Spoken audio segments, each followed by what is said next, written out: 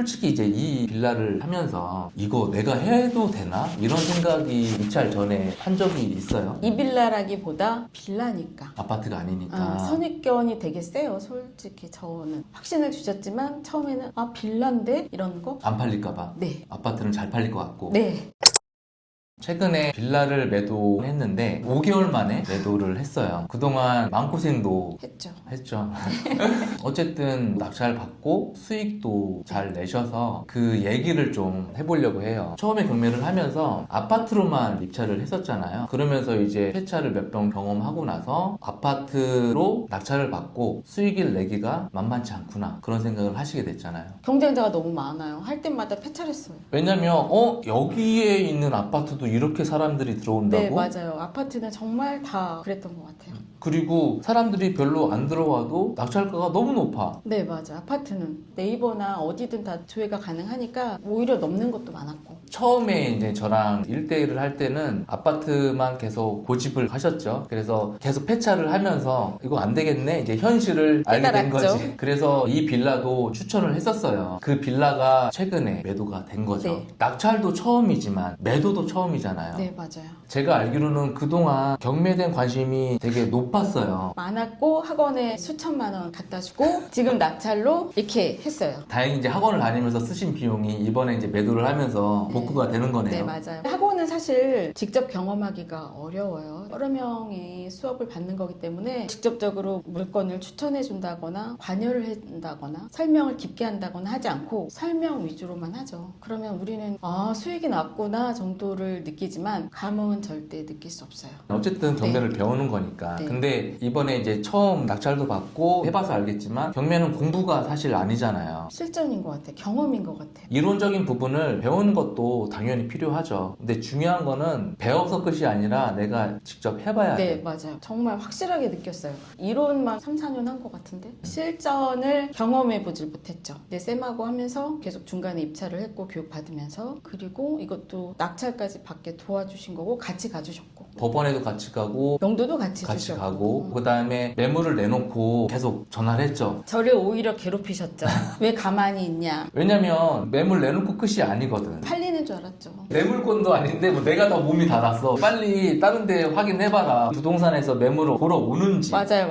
보러 오지 않는다 그러면 왜 보러 오지 않는지 그게 금액 문제인지 맞아요. 매수세가 아예 없는 건지. 쌤이 옆에서 자꾸 두드려주지 않았으면 매매를 못했을 거예요. 지금도. 왜냐면 그냥 뒀을 거니까 가격을 낮춘다거나 조율해야 되는지에 대해서 한 번 더 확인을 해보라고 하셔서 부동산에 하던 와중에 된 거거든요. 금액을 3달, 4달 뒤에 내릴 거면 처음부터 좀 내려서 네, 맞아. 내놓자. 자존심 지킬 문제는 아닌 것 같아.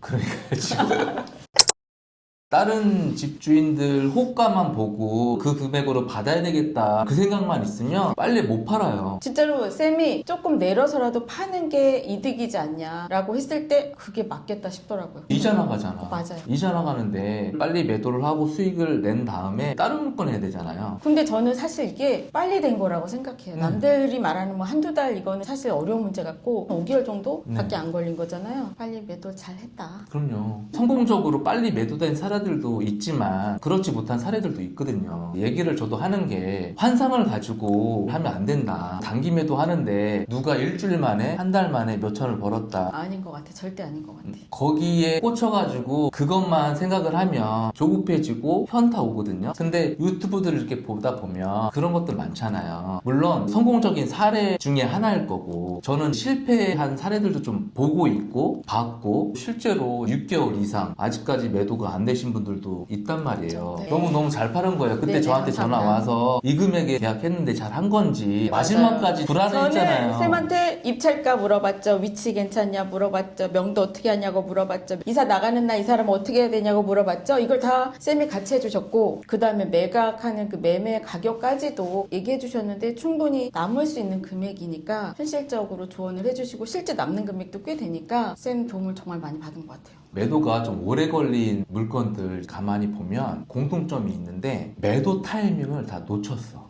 그러니까 그게 무슨 의미냐면 지금 6개월, 1년 정도 아직 매도가 안 된 그분들하고 얘기를 하다 보면 분명히 팔 기회는 있었어. 그런데 더 받고 싶은 욕심이 있었던 거야. 1,000만 원 더 받을 수 있는데 2,000만 원 더 받을 수 있는데 조정을 안 해주는 거지. 해줘도 살짝 해줄까 말까. 그러니까 그때 한번 못 파니까 몇 달 동안 또 계속 못 팔고 있는 거예요. 사람도 안 오고. 그동안에 나간 이자 때문에 금액을 포기할 수 없게 되거든요. 그렇죠. 그것도 그렇지만 이제 나중에는 금액을 또 내려 어쩔 수 없이. 그럴 거면 진작에 내려서 내놓지. 맞아요. 네, 맞아요. 그것들을 저는 많이 봐왔고 저도 그런 경우도 있었고 하니까 이 금액으로 조정을 해달라고 하는데 어떠냐라고 했을 때 너무 괜찮다. 맞아요. 그게 확신이 된 거죠. 근데 생각해보면 정말 잘했어요. 저는 처음이니까 그런 개념이 사실 없고 많이만 벌자라는 느낌이 있었기 때문에 가격을 포기 못했던 건데 확신을 주시고 어쨌거나 남는 일을 했던 거고 경험도 한 바퀴 돌려봤고 너무 좋았던 것 같아요.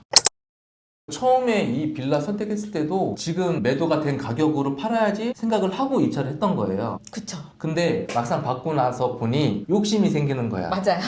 더 받을 수 있을 것 같은데? 맞아요. 응. 맞아요. 그러니까 그동안 사람들은 보러 오는데 계약이 안 되는 거지. 조정을 해서 내놔라라고 하셨던 그 금액이 제가 애초에 쌤한테 배울 때 엑셀에 얼마를 입찰하면 얼마가 남겠다. 이 금액이면 적정한 금액이다. 매도했을 때 그 금액이에요. 그러니까. 실질적으로. 네. 근데 저는 그거보다 많이 남겨 먹을까 싶은 금액에 내놨는데 매도가 잘 안 됐던 거죠. 경험치도 엄청 중요하다. 맞아요. 눈치도 빨라야 되고 타이밍도 되게 잘 봐야 네네, 돼. 맞아요. 그리고 욕심을 좀 내려놔야 돼. 혼자는 욕심이 안 내려진답니다. 처음에 목표했던 금액이 있는데 낙찰받고 났더니 다른 집주인들은 나보다 2, 3천 더 높게 내놨어. 그래서 나도 1,000, 2천 더 받을 수 있을 것 같은데 라고 했는데 그게 지금 안 나가는 거지. 그런데 이 금액으로 팔면 왠지 좀 아까울 것 같아. 왜냐면 처음에 목표를 높게 잡았기 때문에 왠지 손해보는 것 같지만 사람인지라. 생각해보면 우리가 목표했던 금액으로 매도한 거예요. 네, 맞아요. 낙찰을 얼마에 받은 거예요? 2억 1,700. 대출이 얼마 나왔어요? 1억 4,300만 원. 65% 정도 나왔네. 네네. 그때 막 대출에 대한 거 제도 바꾸고 이럴 때여가지고 생각했던 금액보다 적게 나오긴 했죠. 그때 사업자 대출이나 이런 것들에 대한 규제가 네. 나오기 시작하면서 원래 얘기했던 한도보다 훨씬 적게 나왔어요. 네, 맞아요. 대신에 이자는 적게 냈죠. 그것 때문에 더 안 판 거야.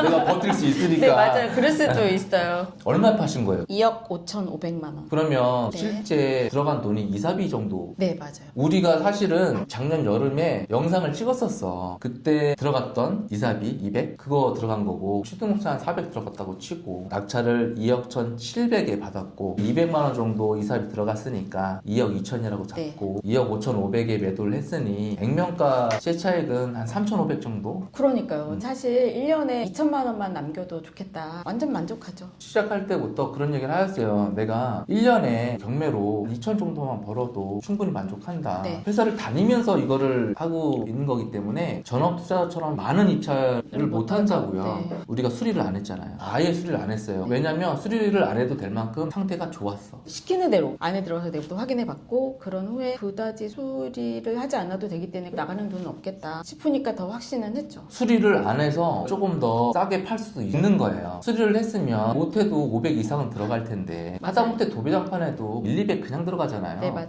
평수가 좀 있으니까 그 정도 들어갈 텐데 이것저것 비용 빼면은 금액을 더 올려서 팔아야 될 수도 있는 건데 수리를 안 했기 때문에 원래 2억 6천에 내놔서 500 정도 더 깎아달라고 했을 때 쿨하게 500 뭐 깎아줄게 네, 이렇게 맞아요. 이제 한 네. 거지.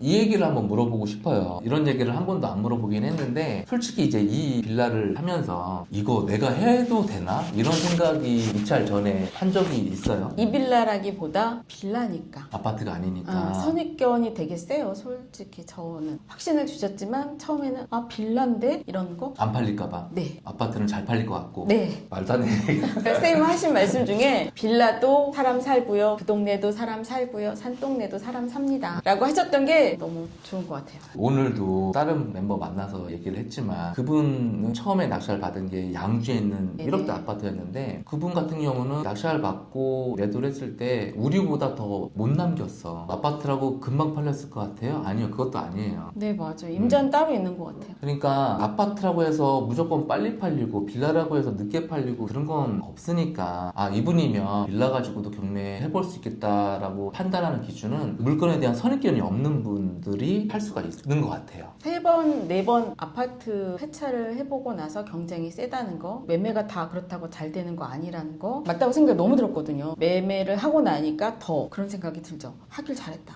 그게 실패를 했든 성공을 했든 먼저 해본 사람이 있으면 일단 그 사람은 그거에 대한 데이터를 갖고 있을 거야. 그러면 그 사람의 얘기를 좀 귀 기울일 필요는 있어요. 그 사람이 100% 맞는 건 아니지만. 그래서 저는 이제 1대1 교육을 할 때 빌라 끝까지 못하겠다라는 분이 있어요, 분명히. 해야 되는데. 그리고 어떤 분은 빌라로 돈을 버나 아파트로 돈을 버나 상관없다. 잘 받아서 돈만 벌면 된다. 이런 분들 네. 있단 말이에요. 맞아요. 근데 똑같은 빌라를 하겠다고 하는데 거기서 나눠지는 게 좋은 입지에 있는 빌라만 하려고 하시는 분, 입지가 떨어져도 싸게 받는 게 중요해. 돈을 더 버는 게 중요해. 그러니까 좋은 입지에 있는 빌라를 낙찰을 받아서 빨리 팔 수는 있죠. 근데 수익이 얼마 안 될 수는 있어. 근데 조금 입지가 떨어지는 빌라를 낙찰을 받았을 때는 매도할 때까지 오래 걸릴 수는 있지. 근데 수익이 더 날 수 있는 거예요. 왜냐면 입지가 떨어지는 빌라 같은 경우는 아파트도 아니고 빌라인데 사람들이 잘 안 들어온단 말이에요. 그리고 실제 그런 빌라들은 공시가보다 더 싸게 낙찰을 받을 수 있어요. 공시가보다 내가 싸게 낙찰을 받는다 그러면 절대 비싸게 주고 산 게 아니야. 그러니까 싸게 사서 시세보다 싸게 판다. 그러면 되는 건데 싸게 사서 시세보다 싸게 내놔도 안 팔리는 데가 있어. 그런 지역을 하면 안 되고 싸도 거래가 돼야 되는 거지. 이 정도 거래량이 있고 이 정도 연식에 이 정도 평수면 이 동네에서는 이 정도 금액대에 거래가 되는데 그리고 거래가 최근에 많지 않더라도 거래가 꾸준하게 된다 그러면 안 팔릴 이유는 없는 거거든. 근데 그걸 몰랐다면 빌라는 일단 안 했을 거고 약간 후미진 곳이나 허름한 건 또 안 했을 거고. 그런 데들은 안 예쁘거든. 빌라를 내가 한다고 그러면 걱정을 또 많이 하잖아요, 주변에서. 맞아요. 나중에 안 팔린다. 저도 그랬어요. 팔기 전까지만 해도 한두 명은 알고 있거든요. 제가 휴가를 쓰거나 해야 되니까. 그러면 왜 하필 빌라를 받았어? 이렇게 얘기를 해요. 진짜 이 말 엄청 많이 썼어요. 빌라도 사람이 사는 곳이고 나만 남으면 되잖아 라고 맞아요. 했죠. 이제 할 말이 있겠네? 그분한테? 밥 살 건데. 그분은 회사를 다니면서 5살 동안 3천만 원을 월급으로는 모으기 힘들어요. 그쵸. 낙찰 받았던 순간으로 다시 가서 얘기를 하면 낙찰 받고 어떤 기분이었어요? 왜냐면 그동안 학원들을 다니면서 몇 년 동안 공부를 하고 몇 천만 원을 쓰면서 낙찰도 받고 수익을 내보려고 했는데 이제야 낙찰을 받은 거잖아요. 입찰도 해본 적이 없다니까요. 수업만 듣고 네. 입찰도 못했다가 낙찰을 딱 받았단 말이죠. 저는 그렇게 생각했어요. 이제 시작이다. 너무 좋아. 근데 또 조금 지나고 나니까 팔리나? 조금 더 적게 쓸 걸 그랬나? 5만 가지 생각이 왔다 갔다 하긴 했죠. 당연하죠. 낙찰 딱 받고 2등이 얼마지? 맞아요.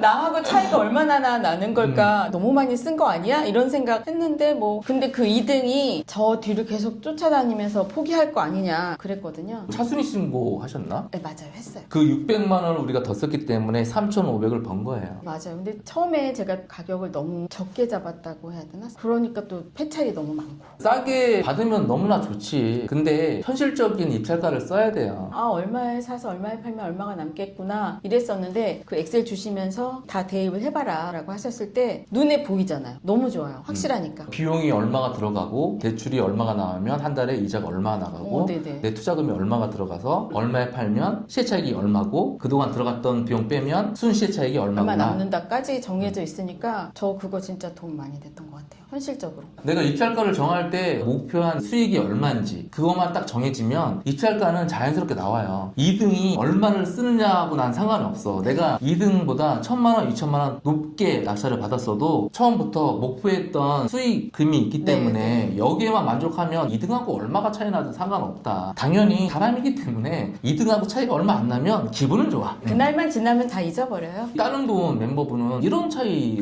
네네. 받으시는 봤죠. 분도 있잖아요. 네네. 2등하고 얼마 차이가 안 났다고 내가 돈을 엄청나게 더 벌거나 그런 게 아니라 기분만 좋은 거지. 순간의 희열. 괜히 2등하고 차이가 많이 나면 잘 받은 거 아는데도 기분 나빠. 손해 본 거 같고. 맞아요. 경매라는 게 사람이 하는 거기 때문에 심리적인 싸움도 분명히 있는 거고 전략을 잘 짜야 된다고 생각을 해요. 처음에 생각했던 대로만 계속 가면 이거 쉽지가 않아. 왜냐면 규제나 이런 것들이 계속 바뀌고 지금 대출도 나왔다가 안 나오고 누구는 주택수가 있고 없고 누구는 소득이 이만큼이고 누구는 소득이 이만큼이고 다 다르기 때문에 자기의 자기의 기준에 맞는 물건 그런 것들을 세운 다음에 경매를 시작을 해야지. 정말 그랬거든요. 내가 얼마 남아야겠다를 정해놓지 않으면 입찰가 정하는 게 정말 어려운 것 같아요. 근데 정해주시고 표를 주고 나니까 대입을 하면서 내가 만족하는 숫자가 나오잖아요. 너무 좋아요. 확신도 딱 들고. 저는 이제 그런 것도 있어요. 얼마 쓰세요 하면 이분이 생각하는 금액이 아니잖아요. 본인이 고민도 해보고 나서 이 금액을 써야 되겠다라고 하는 연습을 계속 해봐야 돼요. 왜냐면 제가 평생 옆에 있지 않을 거니까. 맞아요.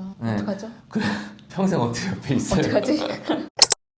그 연습을 저거 계속 해보라고 질문을 제가 하는 거예요. 네. 그렇다고 제가 이 금액 쓰세요라고 했을 때 그게 될지 안 될지 모르잖아. 내가 무슨 그쵸. 무속인도 아니고. 그쵸. 얼마 쓰실 거예요? 그러면 이 금액을 쓰겠다 그러면 이 금액을 쓰는 이유가 뭔지도 물어보고 네. 너무 높게 쓰는 거 아니냐. 왜냐면 이것 때문에 좀 높은 거 아니냐. 그리고 이 지역에 지금 낙찰이 몇 프로 정도가 되고 있고 몇 명 정도가 들어와 있고 최근에 이렇게 낙찰률이 낮은 거는 어떤 이유 때문에 그렇고 높은 거는 어떤 이유 때문에 네, 그렇고 맞아요. 그리고 입찰가를 너무 낮게 쓰면 폐찰이니까 그거를 제가 조금 더 높게 올려서 써보는 건 어떠냐 이제 이런 얘기도 하죠. 그 이유는 명확하게 얘기를 해줘야 돼요. 근데 이런 경우도 있어. 계속 낮게 쓰면 그냥 두세 번 정도 두는 경우도 있어요. 본인이 계속 폐찰을 해봐야 스스로 입찰가를 올려. 제가 그랬죠. 제 말을 잘 안 들어. 그러니까 제가 얘기를 해도 앞에서는 듣는 것 같은데 결국에는 본인 고집대로 다 써. 본인 고집이 있어야 돼. 근데 그러신 분들은 억지로 이렇게 써야 된다, 더 올려야 된다 이렇게 얘기하는 것보다 본인이 계속 폐찰을 해보면서 느끼면 훨씬 더 빨라요. 맞아요. 폐찰하고 나니까 너무 낮게만 쓸 것만은 아니구나. 쌤 말을 한번 들어봐야겠다 싶었던 거죠. 처음에 입찰했을 때 아파트를 낙찰 받았으면 만약에? 빌라 안 봤을 거예요. 그쵸. 계속 아파트만 계속 봤겠죠? 아파트만 했을 거예요. 맞아요. 아파트도 맨 처음에 얘기할 때 보면 다들 좋아하는 예쁜 아파트만 얘기하니까 근데 제가 거기서 이 아파트는 낙찰 받기가 쉽지 않다. 낙찰을 받더라도 돈이 안 남는다. 잘하면 손해다. 이렇게 아무리 얘기를 해도 그렇게 들어오겠어? 이렇게 높게 낙찰 받겠어? 라고 생각을 하면서 기대감을 갖고 입찰을 들어간단 말이지. 그런데 결과는 저렇게 사람들이 많이 들어와? 아니 시세가 이 금액인데 저 금액으로 낙찰 받아가? 네, 맞아요. 이런 게 한 번, 두 번, 세 번 경험을 하면 둘 중에 하나야. 안 해 하거나 아니면 다시 어떻게 해볼까요? 네, 의논을 맞아요. 하거나. 그 과정, 그 시간은 저는 필요하다고 생각을 해요. 그 과정이 있었기 때문에 이런 결과가 있었다고 생각을 하거든요. 이번에 매도한 빌라가 남양주에 있는 남양주. 빌라인데 이 빌라가 모든 게 다 처음이었어. 낙찰도 처음이었지만 명도도 처음이었고 대출도 다 처음이었는데 이렇게 처음으로 낙찰받고 매도를 하고 나서 수익을 딱 내보니까 만약에 경매를 나 혼자 했다고 한다면 이 빌라 입찰을 했을 것 같아요? 혼자 일단 계속 아파트만 했을 것 같아요? 아파트만 했거나 빌라를 하더라도 가격을 너무 낮게만 적으려고 했을 것 같고 폐찰했을 것 같아요.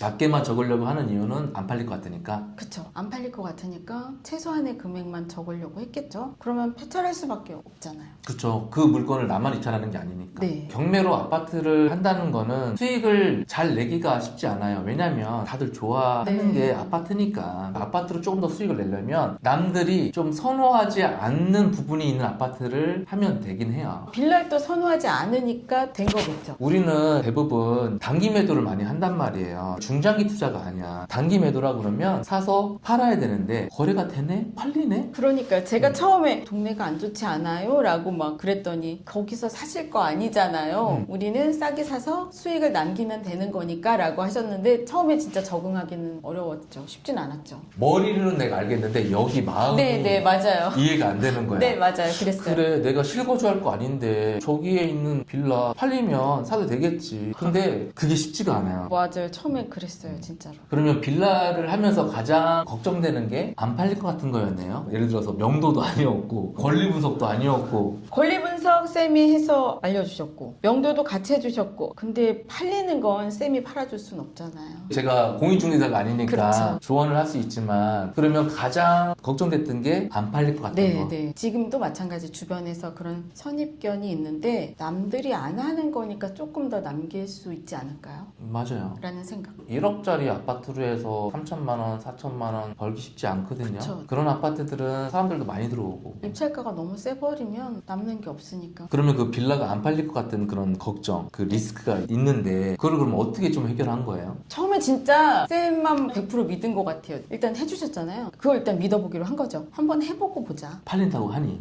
일단 해보고 하자 였던 것 같아요. 혼자 못하죠. 혼자는 못했을 거예요. 진짜 빌라 안 했죠. 해보고 나서 결과가 나온 다음에 그 결과가 어떤 식인지 모르겠지만 그 다음에 계속 할지 말지를 판단을 하자. 그러면 그거잖아요. 빌라 안 팔릴 것 같아서 그동안 안 했는데 손해만 안 보면 되는 거 아니야? 이 생각을 했던 거 아니에요? 그쵸. 어차피 한 바퀴를 돌려보고 내가 경험을 해보자 였고 빌라도 사람 사는데 맞으니까 매매 되겠지. 경매로 낙찰을 받았는데 실제 사는 사람들보다 훨씬 싼 거 아니야? 내가 조금 남기면 되지. 이런 생각은 확실히 있었죠. 임장 갔을 때 확신이 있어야 돼. 네, 저는 확신이 있었어요. 물건 추천은 제가 했지만 임장 갔다 와서 확신이 생기니까 진행을 하자라고 얘기했던 거예요. 확신이 없으면 하면 안 돼. 네, 맞아요. 그런 것 같아요. 임장 엄청 중요한 것 같아요. 내 마음에 들어야 하지 아니면 아닌 것 같아요. 그리고 우리가 임장을 왜 가? 가격 조사를 하는 게 중요하잖아요. 네. 물론 경매이기 때문에 거기에 점유자나 다른 사항들을 체크를 해야 되겠지만 결국에는 시세야. 그러면 내가 임장 가서 시세가 나왔어. 그리고 어느 정도 거래가 된다라는 기간도 있고 부동산에서 이거 안 돼, 안 팔려 그것도 아니고 꾸준하게 거래가 돼. 이런 확신이 있으면 안 할 이유는 없는 거예요. 진짜 여기저기 물어보고 나서 그때 확신이 들었고 부동산 사무실 몇 군데 들러보니 매매 가격을 붙여놓잖아요. 그걸 눈으로 확인하니까 할 수 있겠다, 해야겠다는 생각 들었죠. 부동산 가서 경매 때문에 왔다라고 얘기를 꼭 하라고 하잖아요. 그것도 나중엔 했죠. 경매 때문에 왔는데 물어보러 왔다 했을 때도 부동산 사장님이 얘기해주는 어떤 피드백이 되게 부정적이었어요. 아니요, 그렇진 않았어요. 여기 새 빌라라서 괜찮아요. 빌라라고 만만히 볼 때 아니에요. 근데 이제 뭐 얼마나 싸게 받느냐 있겠지만 안 팔리진 않을 거예요. 라고 하시긴 했어요. 그런 얘기를 종합적으로 듣고 내가 그동안 알던 빌라에 대한 선입견을 무너뜨리고 해봐야 되겠다. 네, 맞아요. 그 결정은 오롯이 본인이 한 거예요. 저는 옆에서 방향을 알려주고 조언을 해줄 수 있지만 제가 결정을 못해요. 다만 결정을 할 수 있게 좀 세게 얘기하는 경우도 있지만 결국에는 결정을 본인이 하는 거였기 때문에 이거는 본인이 잘해서 한 거예요. 아니 진짜로 여태까지 정말 3, 4년을 학원 다니면서 느낀 건데 어떻게 3, 4년 동안 돈 몇천만 원을 갖다 주면서 입찰을 한 번도 못 해보냐고요. 뭐가 문제일까? 배운 데가 문제일까? 아니면 본인이 문제일까? 둘 다 문제? 그거 있잖아요. 선생님 하나가 5명을 담임을 하느냐 60명의 담임을 하느냐 차이지 않을까요? 그 차이도 있죠. 완전히 커요. 왜냐면 한 60명이라 그러면 내가 이해가 안 돼. 그러면 질문을 해도 눈치 보이거든. 네, 맞아요. 나 때문에 진도가 안 나갈 것 같고. 맞아요. 그러면 내가 진도를 못 따라가면 놓게 돼. 근데 이제 둘만 해. 1대1이야. 그럼 어디 도망갈 데가 없어. 그죠? 할 수밖에 엉뚱한 없어. 질문도 할 수 있는데 그거 다 대답하시고 얼마나 지겨웠을까. 만약에 실거주를 내가 본다라 그러면 좋은 지역, 좋은 아파트를 보는 게 낫죠. 낙찰가를 높여서 쓰더라도 실거주니까 단기 매도로 투자를 한다 그러면 남들이 좋아하는 지역, 물건 이런 거를 고집할 필요는 없어요. 네. 단순해. 이거 얼마 들어가서 얼마 남아? 끝이에요. 학원에다 그럼 입찰가는 어떻게 선정하나요? 그랬더니 시세보다 좀 작게 쓰면 되지 않을까요? 뭐 이런 식의 대답이거든요. 실질적으로 뭐 몇 프로 아니면 얼마를 보고 써라 이런 건 전혀 없고 질문에 대한 의미가 없는 거죠. 그런 것 때문에 계속 입찰을 못 하시고 결과가 없었구나. 겁나니까 혼자니까. 경매는 혼자 할 수도 있어요. 책도 많고 유튜브도 많이 있기 때문에 영상 보면서 혼자 공부할 수도 있거든요. 근데 경매라는 관심사가 있는 사람끼리 모여서 같이 얘기하고 물건 찾고 이러는 게 도움이 많이 돼요. 동기부여도 받고 자극도 맞아요. 받고. 혼자 하잖아요. 잘 안 보게 돼요, 물건도. 저도 직장을 다니면서 경매를 했지만 직장을 다니면서 경매를 해보니까 어려운 점이 있어요. 주말에 못 쉬죠. 돈 버는데 좀 못 쉬면 어때? 주말에 못 쉬죠. 현실적인 거니까. 입찰을 가야 되는 날은 꼭 휴가를 써야 되죠. 오늘도 물건이 마음에 들고 내일 물건도 마음에 드는데 휴가를 연달아 쓸 수는 없잖아요. 그럼 그 중에 하나는 포기해야 되고. 입찰을 계속 해야 되는데 휴가를 써야 된다. 그게 부담이 된다면 대리 입찰을 맡기면 되는 거고. 아, 네. 저도 회사 다닐 때 입찰을 해야 되니까 휴가를 좀 많이 쓰니까 무슨 일 있냐고 집에 그러니까. 그런 얘기를 하더라고요. 근데 그건 어쩔 수 없어. 공매야 온라인 온라인으로 할 수 있지만 경매는 직접 가야 되니까 내가 시간을 잘 분배를 해서 해야 되는 거고, 어떻게 보면 투잡을 하는 거잖아요. 당연히 체력적으로 피곤할 수밖에 없고, 한번 엉덩이 떼기가 힘들지 한번 떼고 가면 또 재밌게 하고 온단 말이에요. 재미있어요. 목표한 게 있잖아요. 내가 언제까지 회사를 다니겠다. 퇴직이 앞두고 있다 그러면 지금 사실 쉴 때가 아니야. 새로운 일을 찾아서 하는 거니까 더 많이 알아야 되고 더 많이 움직여야 되고 하는 거여서 계속 열심히 이대로 하시면 좋을 것 같아요. 하나 낙찰 받을 때까지만 빡세게 하고 낙찰 받으면 좀 쉴 수 있잖아요. 매도했으니까 물건 또 이제 찾기 시작해야 돼. 그동안 물건 잘 안 봤잖아요. 이제는 다시 물건 열심히 보던 그 시점으로 돌아가서 물건도 보고 임장도 가고, 갔다 와서 이제 얘기하면 의견도 주고 체크하시고 이렇게 하는 거니까. 물건도 제시해 주시고. 왜냐면 투자금이 어느 정도가 있으시고 주택수가 어떻게 되니까 이 정도 물건은 할 수 있겠다 싶어서 제가 추천을 하는 거죠. 1대1의 좋은 점이 그것도 있긴 해요.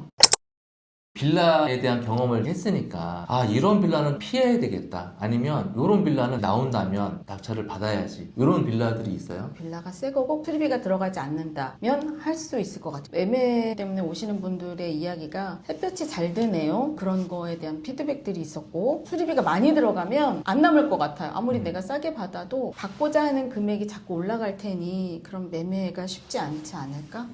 이런 생각 했죠. 그동안 보지도 않았던 빌라를 가지고 이렇게 결과를 냈으니 네. 임장 다니고 물건도 내놓고 하면서 시야가 열린 거잖아요. 네, 맞아요. 신축 빌라인데 공시가보다 싸게 살 수 오, 있다 네, 그러면 맞아요. 그거 괜찮다. 할 거예요. 그리고 채광이 잘 들어가야 된다. 그건 우선인 것 같아요. 그리고 수리비가 너무 많이 들어가는 것들은 좀 피하고 싶다. 네, 저는. 중장기 투자가 아니라 단기 매도할 네. 때 이런 빌라들을 가지고 보겠죠. 그거 말고 또 봐야 될 것들이 많지만 지금 딱 생각나는 게 한 그 정도. 그래도 그 정도의 어떤 기준이라도 딱 생겼다고 하니까 내가 빌라를 볼 때 걸러지는 빌라들이 좀 나올 거예요. 그럴 것 같아요. 지금까지 많은 얘기를 했지만 얼마를 벌었어요 이런 거보다는, 경매를 처음 시작을 하면서 아파트로만 계속 생각하고 입찰했던 분이 그렇게 좀 기피하던 보지 않던 빌라를 가지고 수익을 냈는데 그 마음은 좀 어떨까, 그것도 궁금했고, 그 다음에 경매를 최근에 관심을 가진 게 아니라 몇 년 전부터 학원들 다니면서 공부하고 입찰도 해보려고 했는데 입찰도 못 해보고 결과가 없었단 말이죠. 포기를 안 한 게 더 신기한 거예요. 저는 그 정도면 포기했을 것 같거든요. 꼭 한 번은 정말 한 바퀴를 돌려보고 싶었어요. 진짜로. 그 오기, 끈기, 맞아요. 이렇게 몇 년 동안 배우고 몇 천을 수강비를 썼는데 아니 그래도 하나는 받아봐야지, 그 생각으로 하신 거잖아요. 메꿔주셨습니다. 그 시점에 어떻게 제가 걸려가지고 그런데 이제 지금부터 중요해. 사실 하나 낙찰 받고 몇 번 입찰을 해보다가 포기하고 안 하신 분들이 굉장히 많아요. 다시 일상으로 돌아가, 안 그럴 것 같죠? 그래요. 하나 낙찰 잘 받아서 매도까지 잘해서 수익이 났어. 그래서 한두 달은 또 열심히 두 번째 물건, 세 번째 물건 해야지. 근데 그게 지속적으로 뭐를 하지 않으면 잘 결과가 안 나요. 해봐서 알잖아요. 내가 입찰을 한 번 했다고 바로 낙찰 받는 게 아니잖아요. 네. 결국에는 이거는 여기 경매판에서 오래 계속 있는 사람이 돈을 버는 거예요. 네. 한 건으로 큰 돈이 걸리는 게 아니니까 홈런을 한 번에 치지 말고 1루타를 치든 볼넷으로 나가든 그렇게 했다가 나중에 홈런 한 방 딱 치고 그게 되는 거지. 1년에 2천만 원만 벌어도 좋겠다 해봤는데 잘하면 두 번도 할 수 있겠다. 그러면 1년에 4천만 원 번다고 생각하고 10년만 해보자. 이런 느낌. 근데 내 자본금이 늘어간 나는데 4천만 원만 남겠어? 그럼요. 이런 생각을 하게 되는 거죠. 두 번째 물건은 우리가 이제 목표 금액을 좀 올려야 돼. 두 번째니까 처음보다는 더 벌어야 되잖아요. 그 목표를 가지고 하면 돼요. 오늘 본 것도 4억에서 1억까지 떨어진 것도 얘기했잖아요. 네네, 맞아요. 그것도 좀 잘 준비해서 잘 했으면 좋겠어요. 그게 잘 받아야 되는 거고 잘 팔려야 되는 네, 거지만 네. 어쨌든 그런 물건이 지금 있고 해볼 만한 물건이 있다 그러면 안 할 이유는 없는 거지. 그거 자체를 모르는 거하고 알고 시도하는 거하고 다르니까. 네, 맞아요. 할 수 있는 거는 해봐야 되는 게 맞는 것 같아요. 그렇죠. 제 유튜브 댓글에도 아니면 문의 주시는 것도 관심 있고 하고 싶은데 어떻게 해야 될지 모르겠다, 겁이 좀 난다, 이런 분들 많거든요. 저도 처음에 그랬죠. 당연히 관심은 있으니까 일단 학원을 갔고 배우다 보면 정말 될 것 같다는 거는 느끼잖아요. 근데 실질적으로 혼자 하는 게 무서우니까 자신감도 없고 확신이 없는 거죠. 쌤하고 1대1 하면서 할 수 있겠는데, 그리고 내 틀리면 쌤한테 물어보면 되지. 물건을 내가 못 고르면 쌤이 골라주시기도 하고, 이런 게 자꾸 반복되다 보면 충분히 잘 할 수 있지 않을까 생각 들죠. 잘 하는 거가 되게 중요하죠. 도움을 받으면 능동적이지 않고 수동적일 수도 있다라고 생각할 수 있지만 처음부터 누가 잘하면 다 잘하게요. 도움은 받을 수 있는 데서 최대한 받고 피드백도 받고 그 무리에 끼어 있어야 계속 그걸 놓지 않고 관심사를 가지고 행할 수 있다. 그래야 내 자본금도 늘어나는 거고 경험도 쌓여야 돈도 늘어나는 거고 이것저것 방향을 바꿔볼 수 있지 않을까 생각해봐요. 결국엔 맞아요. 자기가 관심이 있고 스스로 뭐를 해봐야지 이런 마음가짐이 있어야 그것도 옆에서 누가 얘기해줬을 때 온전하게 마음에 받고 그거를 맞아요. 실행을 해봐서 질문도 하고 결과도 나는 거지 아무리 좋다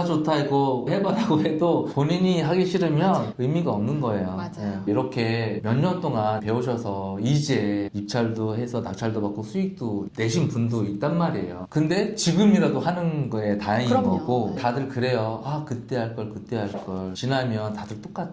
근데 오늘이 제일 빠른 날이야. 포기하지 말고 하는 게 중요한 건데 다만 할 때 내가 조금 더 빠르게 안전하게 할 수 있는 방법이 뭔가 조력자가 있어야 된다. 그냥 말로만 이렇게 해봐 저렇게 해봐 말고 내일처럼 해주셨잖아요. 도움을 받으실 수 있는데 확실한 도움을 받으시고 내가 혼자 스스로 안 하면 채찍질도 해주고 하니까 빨리 시작하셨으면 좋겠어요. 여러분들이 오늘 이 영상 보고 고생해서 몇 년 동안 결과를 못 냈던 있었죠. 분도 빌라라는 물건으로 수익이 났으니까 우리 멤버분 얘기를 듣고 생각을 좀 다시 한번 해보시거나 용기를 얻으시거나 이런 분들이 되셨으면 좋겠어요. 두 번째 물건 잘 낙찰 받아서 수익 네. 잘 내시고 또 우리는 매주 또 얘기할 거니까 네. 중간중간에 뭐 인원할 거 있으면 같이 얘기를 해보면 될 것 같아요. 제가 전화 안 해도 전화 주시잖아요. 그러니까요. 전화를 너무 안 주시니까 제가 드리는 거지 너무 안 하니까 어떻게 됐나 해가지고 제가 생각하는 것들 제가 얘기하는 것들이 여러분들하고 방향이 같다면 구독으로 응원해 주시면 좋을 것 같아요. 두 번째 물건 낙찰 받아서 또 영상으로 만나보죠. 네. 고생하셨어요.